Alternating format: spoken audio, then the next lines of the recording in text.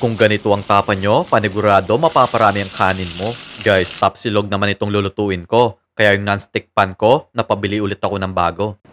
Heto ba? Ito yung araw-araw na ginagamit ko sa vlog ko. Nagustuhan ko kasi siya kasi non-stick na tapos pang-induction cooker pa. Tapos yung hawakan, ditanggal siya. At dahil nagandahan ako sa quality, bumili pa ako ng isang set nito. Nagkakahalaga ito ng mahigit 2,000 pesos. Pero, apat na ito. Tsaka yung tatlo, may kasama na ding takip ito. Kadalasan kasi sa nabibili kong induction pan, nagkakahalaga siya ng 700 to 900 pesos kada isa. Pero yung takip, wala pa. Kaya sa tingin ko, sulit na sulit talaga itong nabili ko. Magpainit muna tayo ng mantika.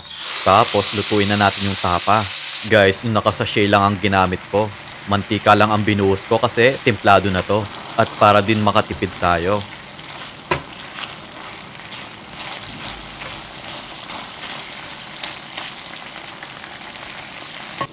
So, okay na to. Yung kaserola naman ang gagamitin ko sa itlog. Bale, non-stick na din ito. Para mapatunayan, di na ako naglagay ng mantika dito. Tingnan nyo naman, hindi dumidikit yung itlog ko. Tsaka safe itong gamitin dahil non-stick yung coating nito. Tapos, napakadali pang linisin. So, okay na to. Heto naman, deep frying pan ang gagamitin ko sa pagsangag ng kanin. Malaki kasi ito kaya hindi basta-basta tatapon yung kanin ko. At ang kagandahan dito, may kasama na din siyang takip.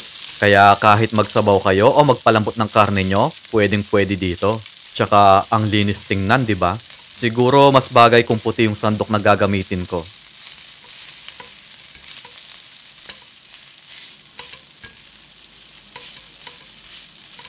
Then, 2 kutsarang toyo ang binuhos ko pampakulay sa kanin.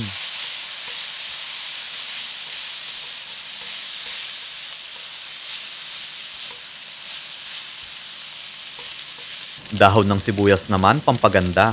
At yung mais na nakalata. Wala na kasi akong mabilhan ng sweet corn ngayon. Kaya heto na lang ang ginamit ko. Masarap siya at nakakaganda pa sa kanin nyo.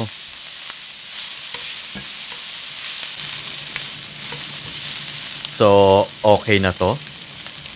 Heto naman yung saucepan. May takip na din ito. Lahat ng ito pwede mong gamitin sa induction cooker nyo. Siguro ilalagay ko na lang sa yellow basket kung saan ko nabili ito. O kaya naman sa comment section kung o-order din kayo.